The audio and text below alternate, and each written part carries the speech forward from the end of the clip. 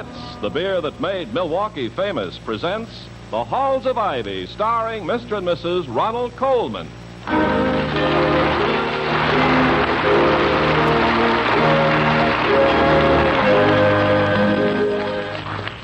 Good evening, this is Ronald Coleman. And Benita Coleman. Ladies and gentlemen, this is the 100th performance of the Halls of Ivy.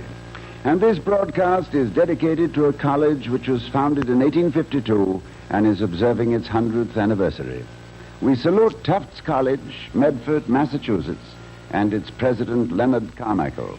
The taste of Schlitz, the taste so many people prefer, has made Schlitz beer first in sales in the USA. If you like good beer, do as millions of people are doing all over the nation. Ask for Schlitz, the most popular beer in history. And now, the Halls of Ivy. We love the halls of ivy that surround us here today. Welcome again to Ivy. Ivy College, that is, in the town of Ivy, USA. Sadly enough, there are people who make a dubious living from trumped-up lawsuits, professional litigants. There are also professional witnesses who, for $15 or so, will swear to the sun rising in the west. Professional bondsmen and other full-time legal fringe practitioners. But professional defendants are rare, and among them are college presidents. They must be constantly defending their policies, their plans, and their day-to-day actions. As President William Todhunter Hall of Ivy College tells his lovely wife, Victoria, And so tomorrow, I must go before the Board of Governors and make the best defense I can against the charge of extravagance. It seems that I ordered Emerson Hall painted for the third time in 20 years. Furthermore, excuse me, darling. Dr. Hall speaking. Oh, yes, Miss Haywood. He is? Well, certainly I'll be happy to. What seems to be the difficulty? I see. Well, I'll do anything I can, of course. Yes, Miss Haywood. Goodbye. That was Miss Haywood, Vicky. She's a prime mover in the Ivy Players. Yes, I know. As someone said about someone else, she thinks she's Jed Harris all rolled into one. She's a fine little stage manager when there's nobody on the stage. What did she want? Well, it seems that Sidney Mullins is on his way over here on some desperate mission. Oh, that usually means they need some money for something. Do you know Sidney? No, I'm afraid that pleasure has been denied me so far. I take it he is the promoter, exploitation expert, and general manager of the Ivy Players. Yes, and a good one.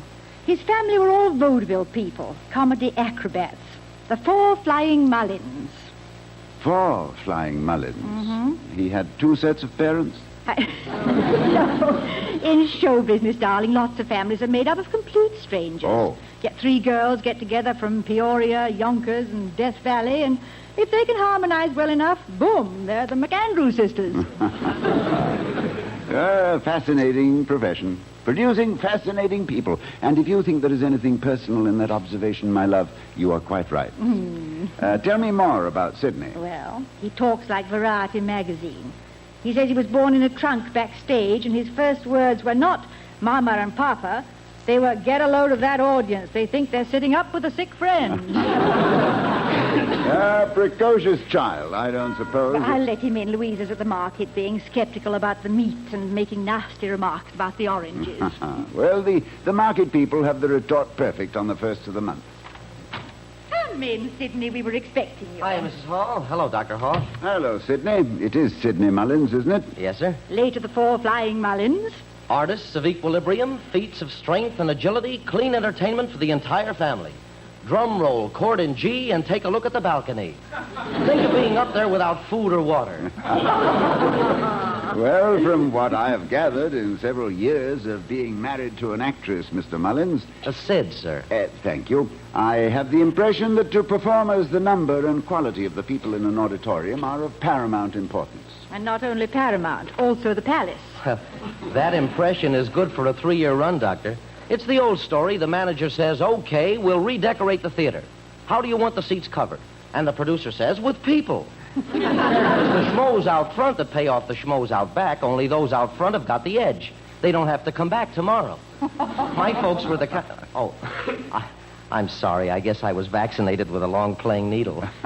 No, don't be sorry. But I'd like to hear about whatever seems to be distressing your Miss Haywood. Oh, she's not Sydney's Miss Haywood, William. He's trying his best to get her adopted by a family in Pakistan. Oh, she isn't so bad, it says here, in fine print. Look, Doctor, the Ivy players have been nominated by the ISPP. The ISPP? The Intercollegiate Society for Play Presentations, dear. Yes, they nominated us to compete with 7 other colleges. Nationwide contest, best dramatic organization. For student theatricals, this is the Kentucky Derby, with ham instead of horse. I take it the finger of fate has tapped you on a sore shoulder. The soreness being financial. Sir, I can see why you're president of this culture camp. You're a quick study. Well, it's experience, Sidney. Most problems he encounters can be divided into 2 groups. One concerning money, and the other concerning not enough of it. Money is an absentee landlord. Its tyranny is most evident when it is not present. But as Duke Gerald of Tuscany so well said, the precious metals are neither gold nor silver. They are the warm bronze of health and the cold steel of courage. Oh, that's very good. Thank you. Just how desperate are your straits, Sidney? Well, if somebody gave us $14, we'd have $9 because we owe $5. Here's how it is, sir. We'd like to get into this competition because we think we could win against those other jokers in a dark theater on a rainy day during Holy Week with a pit band of 6 ocarinas playing the Dead March from Saul. But here's the gimmick. Travel and production expenses are to be paid by the competing colleges. And, well, we're so broke, if I shoot myself tonight, they can put a penny on only one of my eyes. Oh, the Ivy players just use up the treasury buying new scenery and costumes, William. All the money they made on their spring tour. I see. Well, inasmuch as the president of a college usually holds his job by an instinct for raising funds from obscure sources by devious devices for peculiar contingencies, I shall see what I can do to alleviate your distress, Sidney.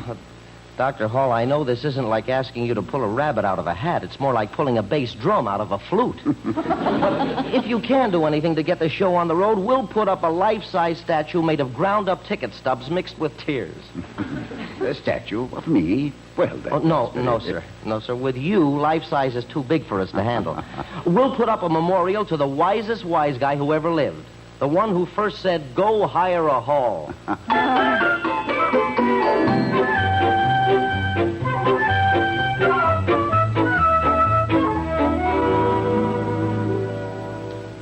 Well, if that's the case, Mr. Pearson, I can't argue with it. Thank you very much for the information. Goodbye. Mr. Pearson, our financial officer? Yes, Vicky, and if you think Mr. Clarence Wellman is frugal in the name of Ivy, you must meet our Mr. Pearson sometime. They say he is, fiscally, so devout he makes an annual pilgrimage to the Denver Mint. Oh, well, being a financial officer is hardly the job for a spendthrift. Oh, I agree with you. However, with that telephone call, I have exhausted the last possibilities of borrowing money for the Ivy players. Yes, we must apparently raise it ourselves in some way. It's a peculiar situation, isn't it? The best way to raise funds is put on a show. But the best people to put on the show are the ones who need the money. Maybe they shouldn't have spent it all on scenery and costumes. All dressed up and no place to go. Well, today's necessity is tomorrow's folly. And if we all had the faculty of planning for the... Toddy! That's it! What is it, my love? You just said it. Follies. Faculty, the Faculty Follies. Well, you put on a show. It's sensational. You mean that we, should I mean the faculty? No, it's inspiration, not Professor Dillard, not magic. I'll sing, and Toddy, you can do your piano log, you know, the one about the Hawaiian dancer and the impresario. Oh, no, I couldn't. Oh, really, it's unthinkable. I wouldn't dream of it. I couldn't even... Well, all right. It entertains me, anyway. This is a marvelous idea. Now, let's start calling people. Oh, I knew I'd get you into the theater sometime. It's really a promotion for me, isn't it? Promotion from what to what? From president to acting president.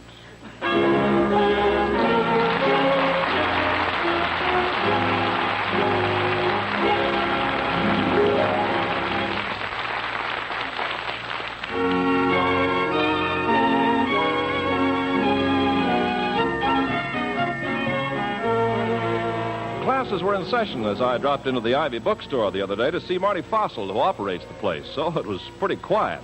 So quiet, in fact, that I didn't think anyone was there as I opened the door and walked in. Hello? Hello in here. Anybody home? I say, anybody home? Shh. Nobody here but just us books, Carpenter. And I must say we like it that way. Now, if you don't mind, I'm very busy. Gosh, Marty, I didn't think you were here. From the tone of your voice, I gather you wish I weren't. Oh, you gathered that, did you? Yes. Well, at least I'm sending at the right frequency. But I'm not receiving today. My antenna's down. Marty, it sounds to me like you've been sitting in here reading the books you sell instead of concentrating on selling them. Well, is that different? You don't confine yourself merely to selling Schlitz beer to other people. You drink a bottle, too, now and then, don't you? Why, certainly. Anything I tell people about Schlitz beer, I mean. When I say that Schlitz tastes so good to so many people, it's America's best-liked beer, I'm giving my personal testimony about Schlitz. When I say... Okay, you've made your point, Ken. And that part about your personal testimony intrigues me. Why don't you write a book? Me? Write a book? Well, what about, for goodness sake? Well, you might title it An Omnibus of Celebrated Schlitz Beer Commercials, compiled by Dr. Kenneth Carpenter. How's that? Gosh, you think I could, Marty? I sure would like to get the word about Schlitz around to as many people as possible, about its light, bright taste, sparkling quality, bottle after bottle. It's magnificent. Here. Let's save that for the paying customers. We could probably get about $6 a volume, prices being what they are. Oh, I couldn't let you sell my book, Marty. I want people to learn about Schlitz from me free of charge, such as the fact that sales figures prove that... You win, Ken. But as long as we're giving things away, let me contribute this. I like Schlitz myself. It's the best brew I ever browsed through. And I've lived through a lot of editions of the beer that made Milwaukee famous. Fine, Marty. What do you say we step out and sample my favorite bestseller right now? Don't mind if I do. Lead the way, Ken.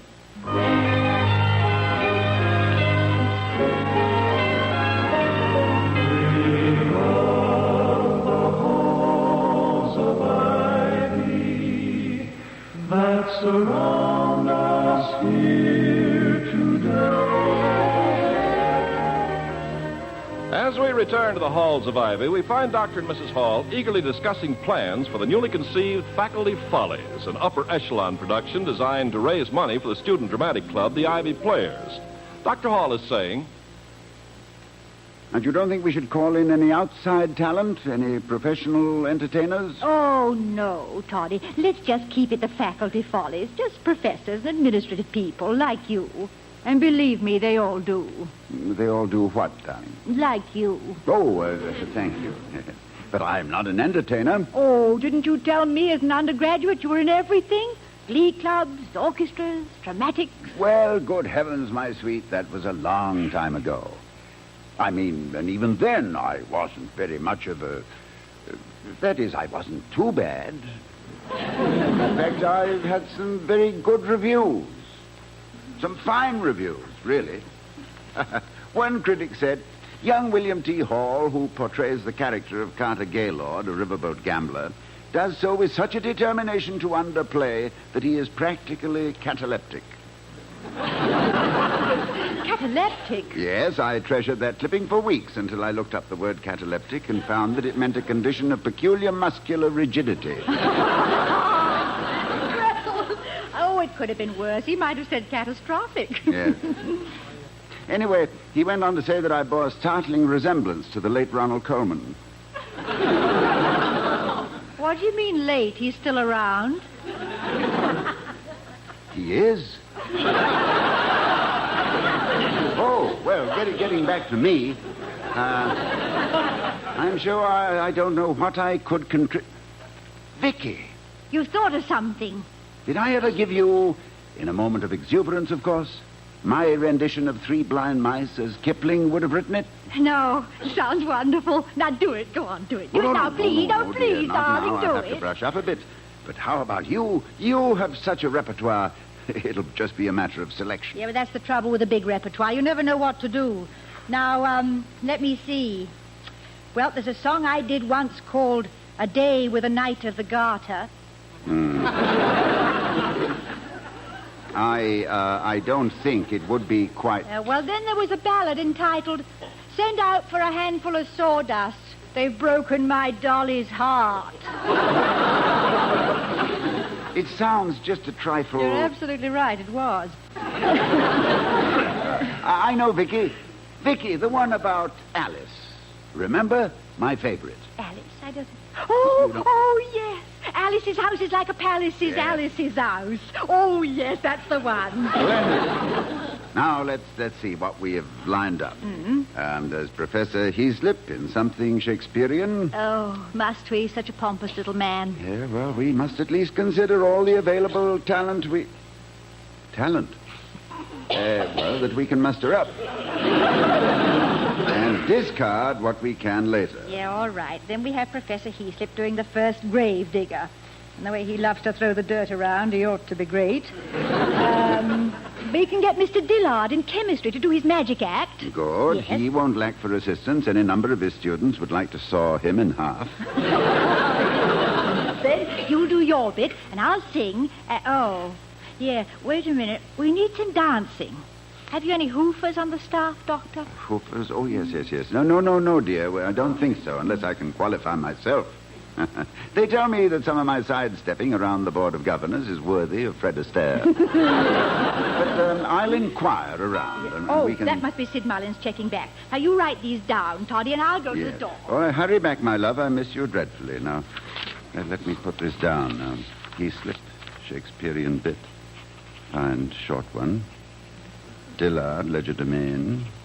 Vicky, Alice's house.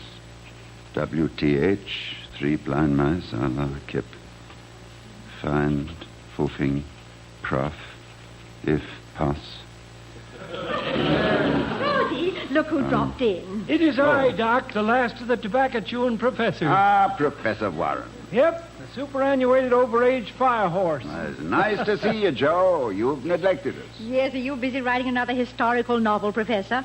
One with a pretty lady on the cover and practically no cover on the pretty lady.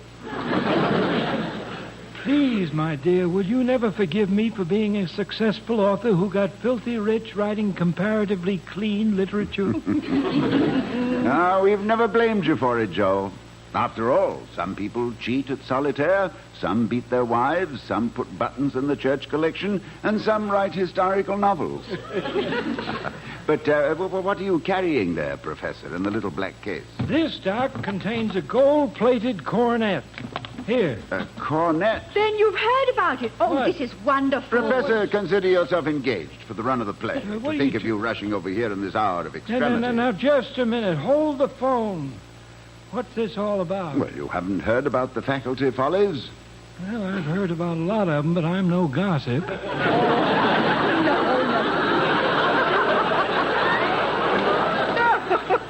No, Professor. We're getting up a show. Produced, acted, and directed by the faculty members to help out the Ivy players. And now you come in with your cornet. And I'll go out with it, too, lady. I haven't played this cornet since the Coolidge administration. My motto was, keep cool with Coolidge, get hot with Joe Warren. Yes, but how did you happen to... Now, don't go thinking this is a Charlie horse in the long arm of coincidence, Doc. Burgess, my housekeeper, was spring cleaning and said she was tired of dusting this old cornet, and why didn't I give it to the Ivy Band where it'd be useful? So, on the way to the music department, I stop in here to say hello, and I get falsely accused of trying to crash your burlesque show. Oh, Professor, we need you. Really, a cornet solo would be wonderful. Victoria, a cornet solo, the way I play it, hasn't been wonderful since the curse of an aching heart led the hit parade. I also did Glowworm in the Washington Post March. End of repertoire. Well, Professor, you're being modest. I'm sure that with a little practice, you could... Things are moving, gentlemen. Excuse me. Well, we've really missed you, Professor. How long since you returned from your lecture tour? Oh, just been back a few days, Doc, and none too soon. I'm just ham enough to enjoy lecturing, but I get tired of suitcases. To me, there's no gladness about a Gladstone bag. Excuse me, Professor Warren. Do you know Sidney Mullins, manager of the Ivy Players? I don't think so. Hello, Sidney. Hello, Professor Warren. You signing up for the Faculty Follies? Hmm? A little legomania, songs and patter with a grass mat and a bamboo cane? I no more see Professor Warren with a bamboo cane doing a soft shoe than I can see myself as a baggy pants comedian with a nose that lights up. Oh, no, sir. You haven't got the right family history for a comic, sir. Comedians have got to have baggy backgrounds and a resentment that lights up. What do you mean by that, Sidney? Well, with comedy, you're fighting something, and privileged kids don't have to fight. Look, I'm no psychologist, sir, but I was brought up with fright wigs and the Flugel Street bit, and I know comics. With a few exceptions, a comedian was the kid with no dough and a homemade sled who got laughed off the hill by the other kids. So he grew up with the idea of making people laugh with him before they could laugh at him. It's very simple. He just beats them to the punch with a punchline. End of lecture. There will be a special performance in 5 minutes for men only in the rear tent. 6 Oriental dancing girls will see how... Hey! Hey! Well, what's the matter? Look, the bugle. But that's Professor Warren's cornet, Sidney. Well, this is great. A little bugle called Ragin' 1 with a blue spot between the Hamlet and the other... Look, how's your lip, Professor? Well, it's kind of you to inquire, my boy, and I doubt if I have one anymore. Never did have much of one. 2 hours practice, and I'd have lips like a bee-stung Ubangi. Well, I had to have a special mouthpiece made. Look. Without that mouthpiece, I couldn't play as good as I did, which was pretty bad. Well, you people want to get on with your plans, so I'll just... No, please, Professor, you can't walk out on us. Come on, Joe. Audition. We'll be kind. Yes. Just play anything, Professor. Well, all right. I'll try one called The Untutored Tutor, because I can talk between choruses and rest my lips. Good. You want a downbeat, sir, or you want to stamp it off yourself? I'll just sneak up on it. Just give me a little vamp on the piano. Crazy. Ready? When I was a boy in Indiana, my folks wanted me to learn piano. But I'd run and hide till the sun had set, 'cause all I wanted was a brass cornet. I saved up my money and I sold my hog, and I ordered a horn from the catalog. It was a joyous occasion when it came one day, with 6 easy lessons on how to play.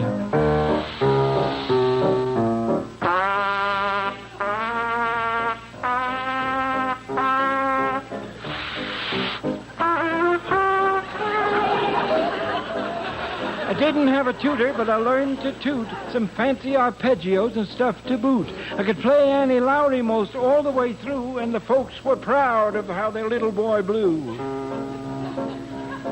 Then a medicine show came out our way, and the doc said he needed a man to play. He said, I need some music while I hand out the cures. Play the Billboard March and the job is yours.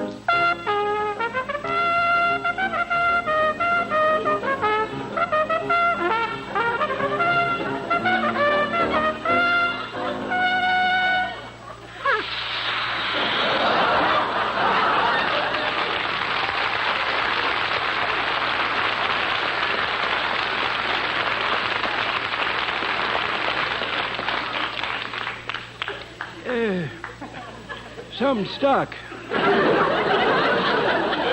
Guess my valves need grinding. That was a cornet solo. I don't think I ever heard anything quite like it. Who would ever have believed it? Well, thanks, everybody. When do we start rehearsals? Now, let me see. We haven't set him up yet, Professor. Oh. Matter of fact, we haven't even routine the show yet. We might have you opening, closing, in the middle, or out entirely. Can't tell till we line up the acts, you know? Well, just let me know, son. I realize I'm a little rusty, but I'll practice. Where's my cornet case? Oh, here, Professor. Oh, I'll let just- me do it, Mrs. Hall. I'll pack it away for him. Yeah. Here you are, sir. Now, don't call us. We'll call you. Good day. Good day, Joe. Hope we'll see you soon. At the first rehearsal, Doc. Bye, everybody. Goodbye. A little rusty, he says. That wasn't rust. That was corrosion. Well, awful. It was dreadful. The question is how to gracefully prevent his participation without hurting his feelings. Oh, well, I think I've taken care of that, sir. You see this? Oh, good heavens, he forgot to take the mouthpiece for his cornet. Oh, no, sir, he didn't forget it. I palmed it. He'll think it's mislaid, and after the Follies, you can say you found it under the piano. Well, Sidney, that was fast thinking. Fast thinking. It was a kind act. And in this production, we'll need all the kind acts we can find. Excuse me, folks. I forgot something. Here's the cornet to go with that mouthpiece.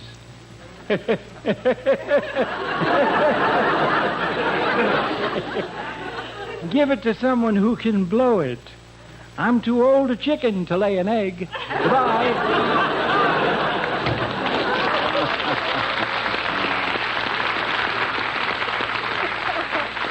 Oh, Jerry, bless his heart, isn't he a cupcake? Yes, our only little trouble disposed of so quickly. Isn't this wonderful, William? A great big project like this with no troubles, no problems, no...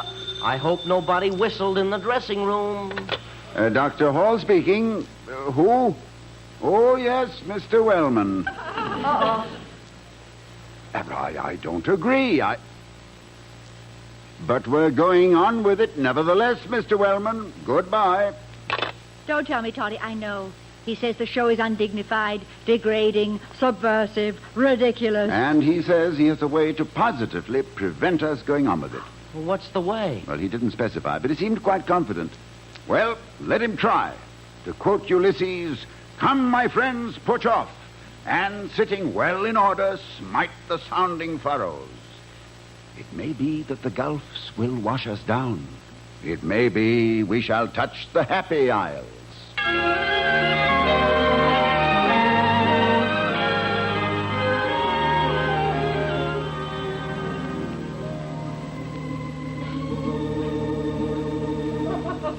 But will the gulfs wash our heroes down?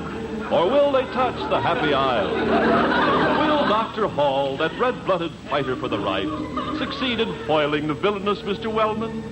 Will the lovely Victoria and the ingenious Sidney Mullins win on to victory and lift the mortgage on the Ivy players? Tune in next week for the conclusion of this stark, thrilling drama of right against might.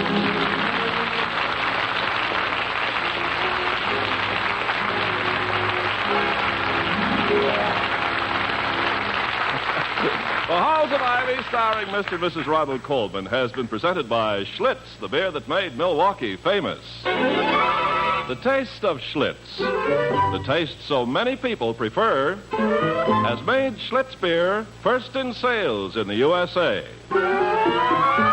Why don't you, too, enjoy the most popular beer in history? Next time, every time, ask for Schlitz beer. Now, here again are Mr. and Mrs. Ronald Coleman. Good night, everybody. Good night from all of us. And from our sponsor, the Joseph Schlitz Brewing Company of Milwaukee, Wisconsin, and its thousands of friendly dealers throughout the nation. Night. Good night.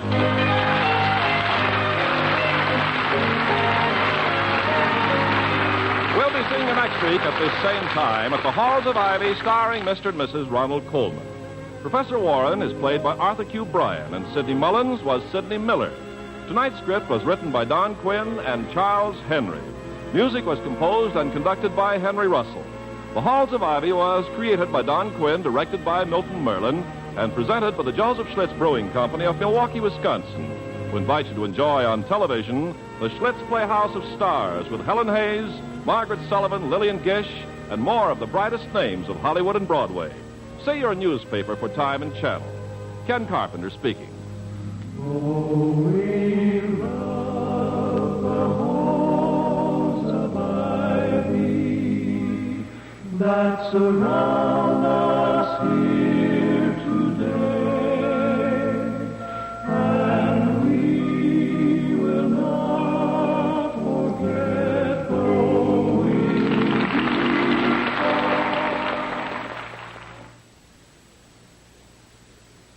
of the NBC Radio Network for the very finest in radio listening. At this spot on your dial, you can be sure of